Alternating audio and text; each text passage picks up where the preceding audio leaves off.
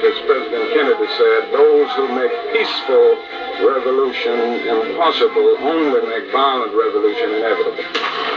President Kennedy said, those who make peaceful revolution impossible only make violent revolution inevitable.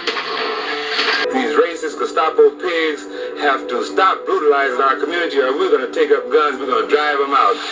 These racist Gestapo pigs have to stop brutalizing our community, or we're going to take up guns, we're going to drive them out.